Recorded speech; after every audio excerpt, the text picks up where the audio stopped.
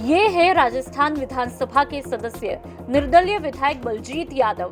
बलजीत जी पसीना बहा रहे हैं, दौड़ लगा रहे हैं, बिना रुके पत्रकारों से बात कर रहे हैं। लेकिन बलजीत जी ये सब अपनी सेहत के लिए नहीं, बल्कि गहलोत सरकार की सेहत में सुधार के लिए कर रहे हैं। जी हाँ, बलजीत यादव शुक्रवार को पार्क में सुबह से लेकर शाम तक दौड़ लगाते रहे। आपको लग रहा होगा विधायक जी सेहत बनाने के लिए मेहनत कर रहे हैं, लेकिन ऐसी बात नहीं है। वे पार्क में दौड़कर विरोध प्रदर्शन कर रहे हैं, विरोध जता रहे हैं प्रदेश की गहलोत सरकार के खिलाफ। राजस्थान के किसान मजदूरों ने मेरे को खुद जनता के टिकट के ऊपर जिताकर विधानसभा भेजा था। कोई पार्टी या किसी नेता की मेहरबानी से मैं राजस्थान की विधानसभा में नहीं आया, मैं जनता की मेहरबानी से आया हूं। और जनता ने इसलिए भेजा था कि हमारा विधायक पूरी ईमानदारी के साथ जनता की समस्याओं को सरकार के सामने विधानसभा में रखेगा और हमारी समस्याओं का समाधान कराएगा। मैं उनकी समस्या का समाधान, युवाओं को न्याय दिलाने में नाकाम अपने आप को मानता हूं।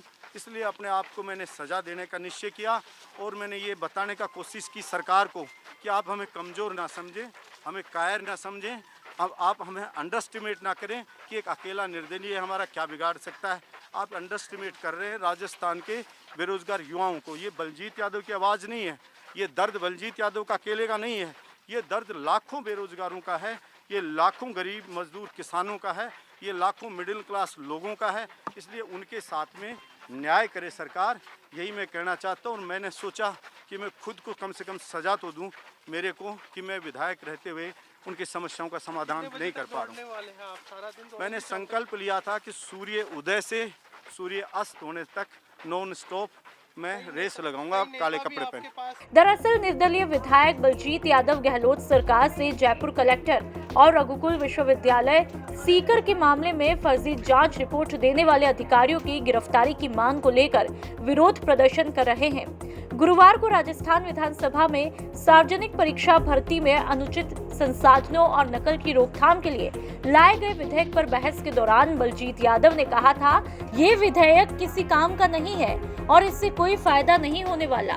राजस्थान के बेरोजगार युवाओं के साथ न्याय हो। जो पेपर लूट की गैंग राजस्थान में पनप गई है, उस गैंग का सही से इलाज हो। उनके जो सरगना है मेन, उनको गिरफ्तार करे सरकार। राजस्थान की जनता जानना चाहती है कि जिस राम कृपाल मीणा जो प्राइवेट कॉलेज चलाता है, एसएस कॉलेज आईटीआई की, जिसके कॉलेज में राजस्थान में होने वाली प्रत्येक भर्ती का सेंटर होता है, एग्ज़ाम का, भर्ती परीक्षा का, रीट भर्ती परीक्षा का भी सेंटर था। उस राम कृपाल मीणा को शिक्षा संकुल में स्ट्रॉन्ग रूम, जिसके अंदर रीट के पेपर रखे थे, जहाँ से पेपर उसने चुराए, उसकी स्ट्रॉन्ग रूम की चाबी किसने दी और उस राम कृपाल मीणा को वहाँ पे किसने लगाया, ये पूछा गया सरकार से। तो जवाब आया कि जयपुर कलेक्टर ने लगाया था।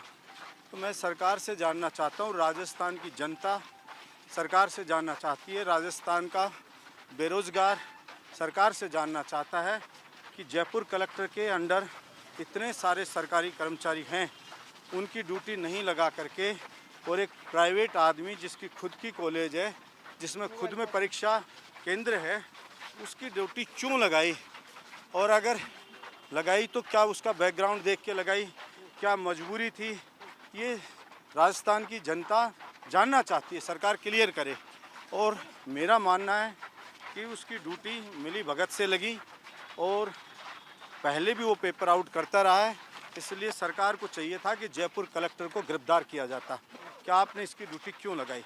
और अगर कलेक्टर को किसी ने निर्देश दिया था तो उसको गिरफ्तार किया जाना चाहिए था कि कलेक्टर को किसने कहा था। ये राजस्थान की जनता जानना चाहती है। बिल था अनुचित साधनों की रोकथाम के लिए विधानसभा में, तो सुबह सुबह मेरे पास बेरोज़गार आए, जो उन्होंने जानकारी दी उससे मेरी अंदर से आत्मा तड़प उठी। अंदर से उन्होंने बताया, एक मेरे को बेरोज़गार ने, कि मेरे बड़े भाई से राम कृपाल मीणा ने 2018 में 8 लाख रुपए मांगे थे रीट में सिलेक्शन के, हमने नहीं दिया, हमारा नहीं हुआ। अभी उसने 10 लाख रुपए मांगे राजस्थान रीट में सिलेक्शन करने के, हमने नहीं दिए। एग्ज़ाम हो गया, फिर हमसे पूछा कि पेपर कैसा हुआ। हमने कहा कि लगता है सिलेक्शन नहीं होगा, तो उसने कहा मैं अभी भी 10 लाख दे दूँ, मैं आपका सिलेक्शन करा दूँगा। उन्होंने कहा आप कैसे कराएंगे, अब तो सारा एग्ज़ाम ही हो गया। तो उसने कहा कि जो OMR सीट है वो सीट ही आपकी हम बदल देंगे, नई OMR सीट आएगी और वो भर देंगे, आपका सिलेक्शन करा देंगे। हमारी पूरी सेटिंग है जहाँ पे ये चेक होती है OMR सीट, इसलिए आप तो 10 लाख रुपए दीजिए। तो मैं बताना चाहता हूँ कि अगर इस ढंग से होगा, इस ढंग से हो रहा था, वो बरसों से राम कृपाल के वहाँ सेंटर खुल रहे थे, तो कितनी धांधली हुई होगी, कितना अन्याय हुआ है राजस्थान के ईमानदार पढ़ने वाले मेहनतकश लोगों के बच्चों के साथ में। किसान मजदूर ये तिकड़म नहीं जानता है। पहले तो कहा जाता था पढ़ो लिखो मेहनत करो ईमानदारी से तो अच्छा फल मिलेगा आपको, लेकिन अभी उल्टा हो गया कि तिकड़म करो, पेपर लुटेरों से सेटिंग करो और आप जुगाड़ कर करके और आपको नौकरी मिल सकती है। पढ़ाई करोगे मेहनत करोगे तो आपको नौकरी नहीं मिलेगी। मैं सरकार से कहना चाहता हूं, जब IAS का पेपर आउट नहीं होता तो ये बार बार हमारे राजस्थान में भर्तियों के पेपर क्यों आउट हो रहे हैं। पहले भी सरकार थी बीजेपी की, उसमें भी आउट होते रहे, अब वर्तमान सरकार है कांग्रेस की, इसमें भी आउट हो रहे हैं। तो अगर ऐसे ही चलता रहेगा तो कैसे होगा। तो फिर सजा हो इन लोगों को तब जाके देखिए, पहले दृढ़ इच्छा शक्ति की जरूरत है। सजा तभी मिलेगी जब दृढ़ इच्छा शक्ति होगी। दृढ़ इच्छा शक्ति होती तो उस कलेक्टर को सबसे पहले गिरफ्तार किया जाता और जनता को बताया जाता कि इस कलेक्टर ने क्यों लगाया, क्या रीजन थे। फिर वो एक यूनिवर्सिटी का बिल आया, मुझे आश्चर्य हुआ बड़ा कि वो गुरुकुल सीकर यूनिवर्सिटी के लिए बिल लेके आए। उस यूनिवर्सिटी के बारे में कमेटी बनाई उसको चेक करने के लिए, जिसमें कुलपति थे सुखाड़िया यूनिवर्सिटी उदयपुर के और ये कुल मिला के 4 लोग थे, बड़े बड़े लोग। उस कमेटी ने रिपोर्ट दे दी सब बिल्डिंग है, जबकि रियलिटी में वहाँ कुछ भी नहीं है, वहाँ पर कुछ भी बिल्डिंग नहीं है। स्पीकर को कंप्लेंट की माननीय सदस्य ने, तो वहाँ पर भेजा कलेक्टर को भेजा, तो कलेक्टर ने कहा यहाँ कुछ भी नहीं है। फर्जीवाड़ा जब सामने आया तो सरकार ने बिल को वापस लिया।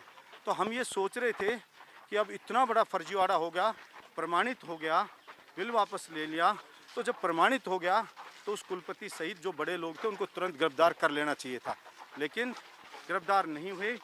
इसलिए हमें बड़ा दुख हुआ कि अगर इस ढंग से चलेगा तो फिर जनता में क्या मैसेज जाएगा और जनता कैसे भरोसा करेगी सरकार के ऊपर।